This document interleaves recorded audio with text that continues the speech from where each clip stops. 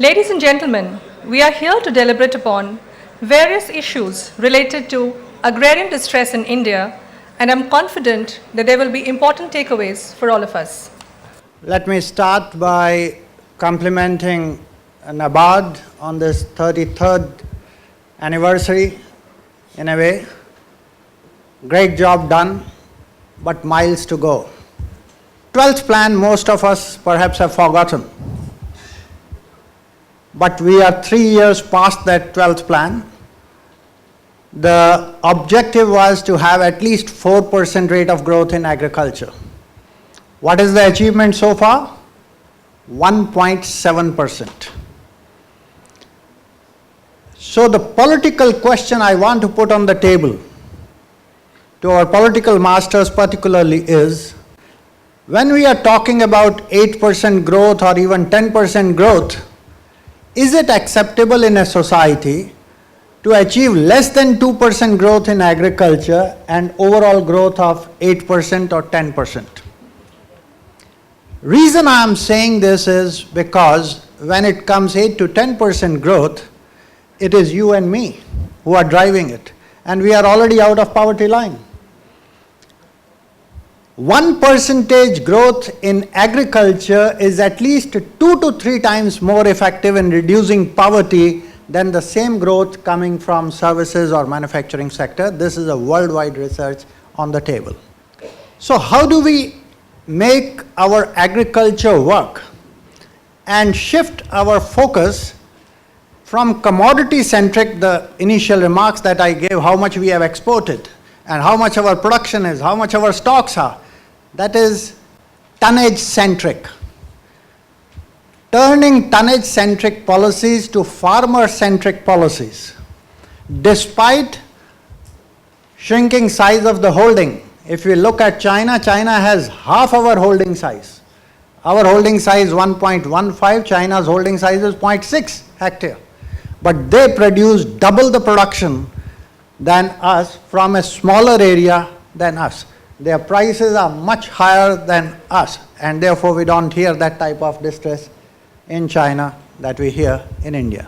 I have the pleasure to invite Captain Abhimanyu. He has done wonders earlier, and we hope, also reminding him of the BJP manifesto which promised 50% higher income to farmers from the cost side.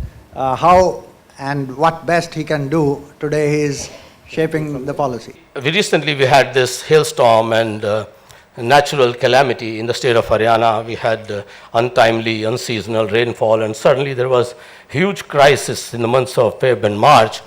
And then we had the routine approach that we will do the assessment of the damage, and then the report will come, and then we will start evaluating the damage, and then we'll provide the compensation. We fixed a deadline, we fixed a timeline that within 15 days the entire report has to come. Within 48 hours we disbursed 1094 crore rupees to the deputy commissioners, and within the next 15 days we made sure that every farmer gets the money in the bank account, nothing in cash, nothing in cash. So there's no intermediary involved.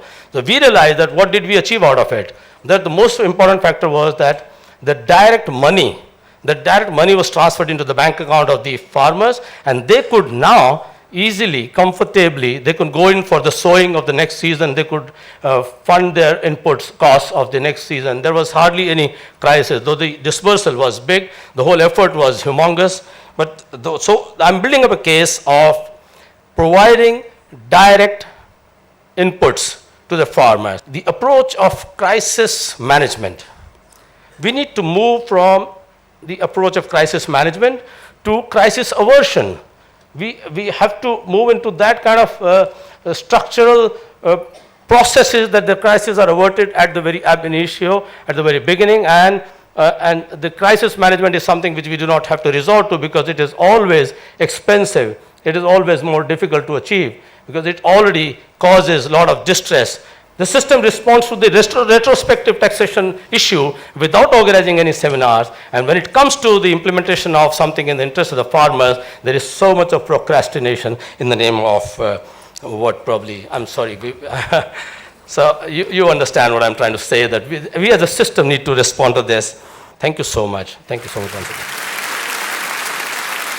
We should get out from a transfer of technology thinking to a knowledge-centric, which is input-intensive, which integrates not only farm systems with livestock systems, with human systems. The last example that I'll tell is, see, if you go to or I think I'll leave it for Sri Shohani, Girish Shohani to speak about, but the point that I want to say is that if you think about the old nursery rhyme, old MacDonald had a farm. In this farm, he had ducks, he had pigs, he had many things. So it is that integrated system that we need to get back to, and I think I'll stop there. Thank you very much, Srijit, for highlighting the input intensified agriculture becoming more risky. May I invite now Mr. Girish Sohani, President of BIF. Complex problems require more holistic solutions. Piecemeal solutions are not going to take us any further. And what can these holistic solutions be? They will necessarily looking at the analysis of the roots of agrarian distress. They will have to touch upon resource management and livelihoods. They will have to touch upon different alternatives of financing, not just institutional credit, as well as different approaches to risk mitigation, not just insurance schemes, and also reducing vulnerabilities. So you have to build natural capital, you have to have sustainable livelihood program designs, not these type of one-point programs. You have to build diversity in assets for the farmer. If you build diversity, you will have long-term assets, you will have short-term assets, they will themselves be disposable, they will themselves become a fallback, they will be an insurance, they will also be a financing mechanism for the farmer, created in his own diversified production system. And along with it, of course, one has to build intangible assets in this form of skills, social capital. NABARD has done a lot of work on that. And on the skills, what Dr. Abhimanyu said, I think very important. We have so many ITIs, but very few for training the farmers in the modern methods and technologies. And in all this, when we are taking care of diversifying, building things which will be backward linkages but produced by the farmer, forward linkage, a few steps taken by the farmer himself, you are going to reduce the monetization to some extent of these linkages. And that reduction, an essential reduction in monetization is required to create surplus formation at the farmer level. Because if there is no need to buy from outside, to that extent there is going to be surplus formation, there is going to be a contribution of equity. In fact, the farmer will be in a position to absorb much greater amounts of institutional credit if he has that sweat equity in place. So the challenge is that of creating wealth with distribution, and therefore create the cash flows and the wealth in such a manner that it has a built-in resilience into the whole scheme. And there are refreshing examples of these. So we need a different farm resilience approach. I think what NABARD should do is launch and maybe make the government launch a farm resilience mission, which will cover new age program, holistic program, new age mechanisms and new age metrics all brought together. So I think NABARD is very eminently placed to play this role because it has within it a very rich experience in all these programs, and it has the bandwidth and the reach to make it a reality and bring about a paradigm shift. Thank you so much. So what is the solution? How do we have something where the farmers can be educated on the vagaries of nature of monsoon? IT sector has totally bypassed agriculture. Do we have a product worth the name which can say that the farmers can access on its mobile? And that should be the first step in my opinion. We provide micro-agro-meteorology at the fingertips of a farmer. We provide micro-agro advisory at the fingertips in my mobile. It may be a smartphone, it may be a simple phone. And we also provide micro-insurance. Professor Gulati has been saying that it can be done very easily with the help of remote sensing technology. In Maharashtra, we are trying that automatic weather stations to be put up, one in each revenue circle, and then provide a platform for all these three: agro-meteorology, agro-advisory, and micro-insurance. Third, we would like to have another kind of security, soil moisture security. Every inch of land on which the crops are being grown should be soil moisture secure, and it is possible. Fourth, we should have more crop per drop. And for that, there has to be a technology mission which is working not in the space only of governments, but this is something where there is a partnership with technology companies on one side and government on the other. The credit will have to have an innovative products. In many of the parts of this country, in rain-fed areas, the increased credit is the cause of distress, and it has to be appreciated. We will have to have every farmer a part of one or the other FPO, SHG, in such a manner that we have 200,000 FPOs, not 2,000, sir, Mr. Banwala. 2,000 is a very small number. 200,000 where you will have 500 to 600 farmers to each FPO, and these FPOs are to be connected to an integrated value chain. The final point, let us ignite fire. Fire is farmers, industry, research and extension. These four gentlemen never come together. And if they come together, there is a possibility of having PQRS. P is increase in productivity, Q is better quality, R returnability to the farmers, and S in a sustainable manner, and we can make it happen. The investments will have to be increased, the subsidies will have to be reduced. Fertilizer subsidy, electricity subsidy, water subsidy, extension and so on and so forth. We need more business solutions, and those business solutions can be through integrated value chain, and that is very much possible. Thank you. Government investment in water is compartmentalized. The new scheme that the Government of India is planning to launch, I understand the money would be divided between three departments: Department of Rural Development, Water Resources, Ministry of Agriculture.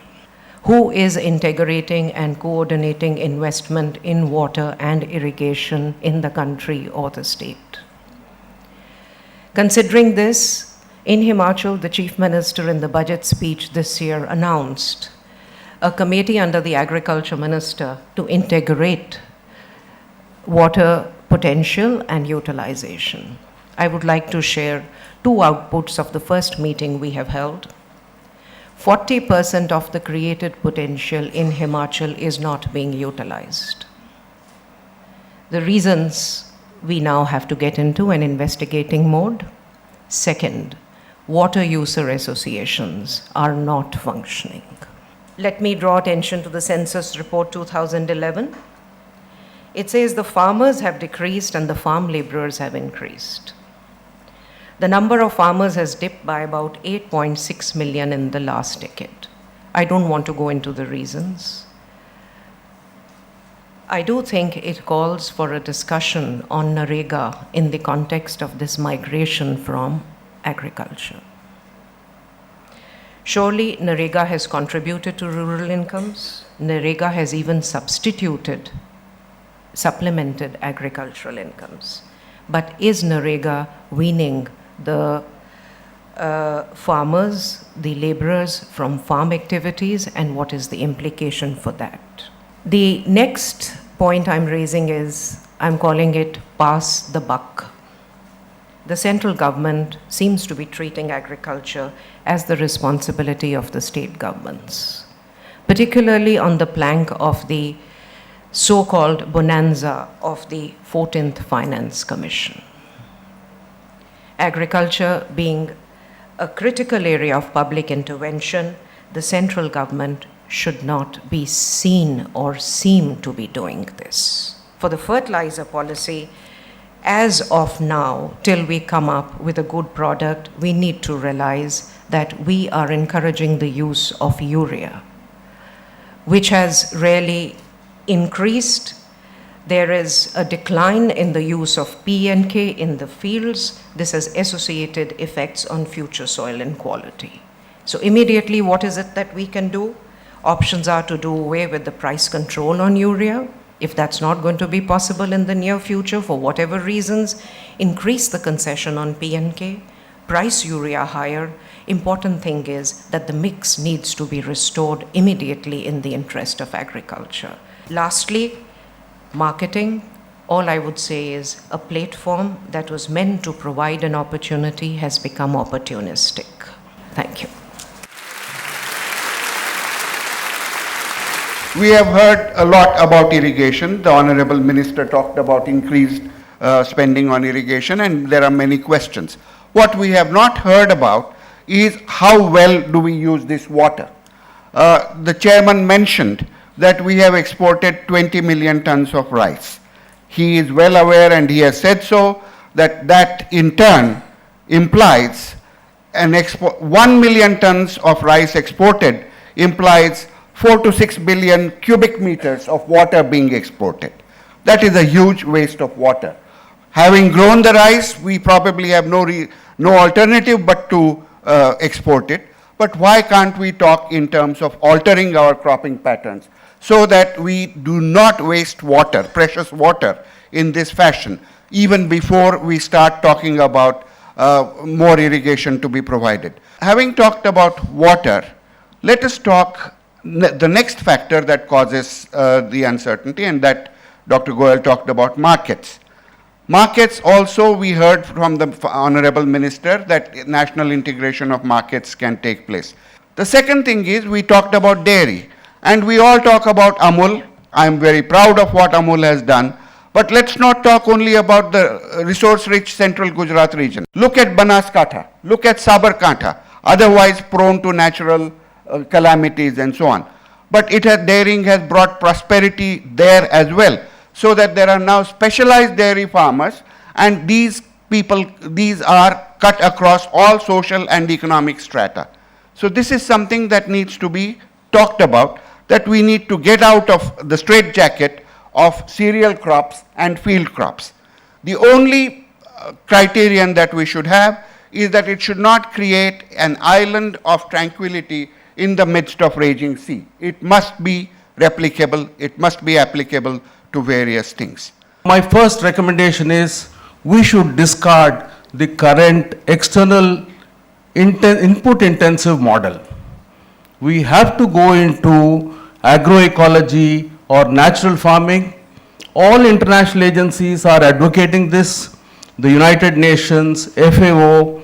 So this, in my opinion, is the first and foremost recommendation I would like to make as an answer to the distress of the farmers. The solutions that we are recommending, or I would like to recommend, are also the solutions which make agriculture, climate change resilient agriculture. So you have, on the one hand, you can reduce cost of agriculture, reduce distress, and also protect farmers from the adversities on account of climate change. So it's a win-win-win kind of a situation. So the farmers groups have to be as diligent about savings, and that is the glue which binds the groups. So we have to have farmers' own savings built into a model which is not a credit driven kind of a model. And the farming system that I am talking about not only will not require much loans, but will also yield incomes to the farmers throughout the year. Just as we are getting salaries every month, I would like to see farmers getting incomes every week, every month. So it's whether through polycrops, through trees, through animals, through birds.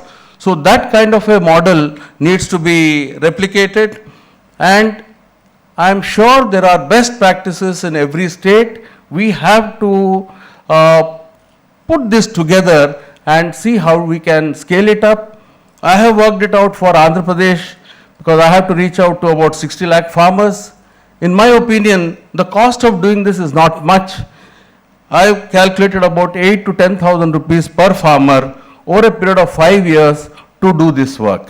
Thank you. Agriculture के लिए policy जो बनती है, policy अलग अलग type, कहीं 1 साल के लिए, कभी 2 साल के लिए, और फिर सोचेंगे जो परिपत्र के द्वारा जानकारी मिलती है। इनसे किसान इंश्योर नहीं होते। पॉलिसी शॉर्ट टाइम की नहीं होनी चाहिए। सपोर्ट प्राइस, हम पंजाब या हरियाणा में गेहूं पकाने वाले को वही सपोर्ट प्राइस मिलेगा,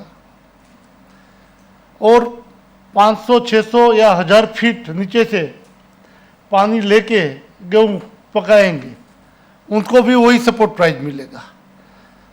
तो कॉस्ट ऑफ प्रोडक्शन जो है वो किसान को सही दाम कैसे मिलेगा, उनके लिए भी सोचना चाहिए। किसानों को मजबूत करना है तो उनको सुबह के सेशन में हमने सुना वैल्यू एडिशन, हॉर्टिकल्चर में काफ़ी गुंजाइश है, हम उनके निकास के लिए भी पूरी व्यवस्था करें तो उनकी आमदनी विद इन शॉर्ट टाइम किसानों को मिल सकती है। पॉलिसी कृषि उत्पादन और किसान के देखते हुए बननी चाहिए, लेकिन काफ़ी पॉलिसी बन रही है, चुनाव नज़दीक है, तो कैसी पॉलिसी डिक्लेयर की जाए और वोट कैप्चर के लिए पॉलिसी बनती है, वो देश के हित में नहीं होगी। कभी भी वोट कैप्चर के लिए कोई भी पॉलिसी कोई भी क्षेत्र में हो, वो राष्ट्र के हित में सदा ही नहीं होगी।